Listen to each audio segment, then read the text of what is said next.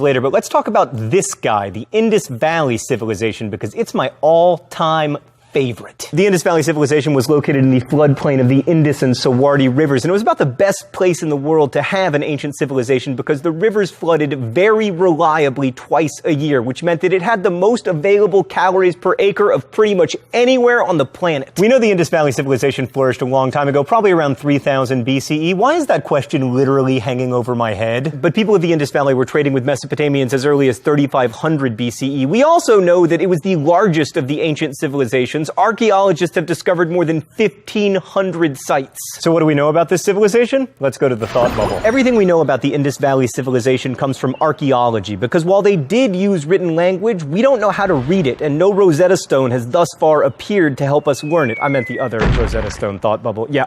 Although, come to think of it, either would be acceptable. So here's what we know. They had amazing cities. Harappa and Mohenjo-Daro are the best known, with dense, multi-story homes constructed out of uniformly sized bricks along perpendicular streets. I mean, this wasn't some ancient world version of Houston, more like Chicago. This means they must have had some form of government and zoning, but we don't know what gave this government its authority. Cities were oriented to catch the wind and provide a natural form of air conditioning. And they were clean. Most homes were connected to a centralized drainage system that used gravity to carry waste and water out of the city in big sewer ditches that ran under the main avenues, a plumbing system that would have been the envy of many 18th century European cities. Also, in Mohenjo-Daro, the largest public building was not a temple or a palace, but a public bath, which historians call the Great Bath. We don't know what the Great Bath was used for, but since later Indian culture placed a huge emphasis on ritual purity, which is the basis for the caste system, some historians have speculated that the bath might have been like a giant baptismal pool. Also, they traded. One of the coolest things that the Indus Valley civilization produced were seals used as identification markers on goods and clay tablets.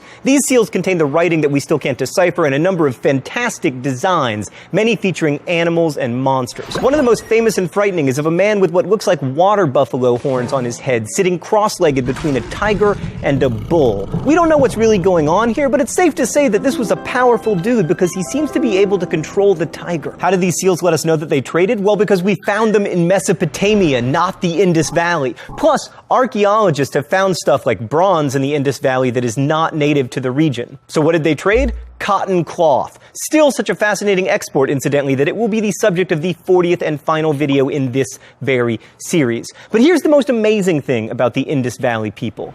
They were peaceful. Despite archaeologists finding 1,500 sites, they have found very little evidence of warfare and almost no weapons. Thanks, Thought Bubble. Okay, before we talk about the fascinating demise of the Indus Valley civilization, it's time for the open letter.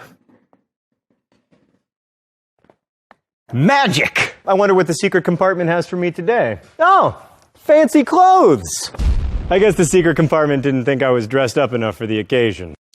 An open letter to historians. Dear historians, the Great Bath? Really? The Great Bath? I'm trying to make history fascinating and you give me a term that evokes scented candles, bath salts, and Frederick Fekkai hair products? I know sometimes the crushingly boring names of history aren't your fault. You didn't name the Federalist Papers or the Austro-Hungarian Empire or Adam Smith. But when you do get a chance to name something, you go with the Great Bath, not the epic bath of Mohenjo-Daro, or the bath to end all baths, or the pool that ruled, or the moist mystery of Mohenjo-Daro, or the wet wonder. The Great Bath? Really? You can do better.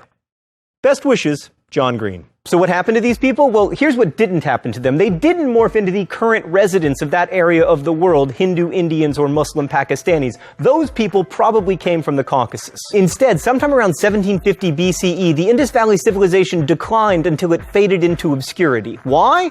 Historians have three theories. One, conquest. Turns out to be a terrible military strategy not to have any weapons, and it's possible people from the Indus Valley were completely overrun by people from the Caucasus. Two, environmental disaster. It's possible they brought about their own end by destroying their environment. Three, earthquake. The most interesting theory is that a massive earthquake changed the course of the rivers so much that a lot of the tributaries dried up. Without adequate water supplies for irrigation, the cities couldn't sustain themselves, so people literally just picked up and left for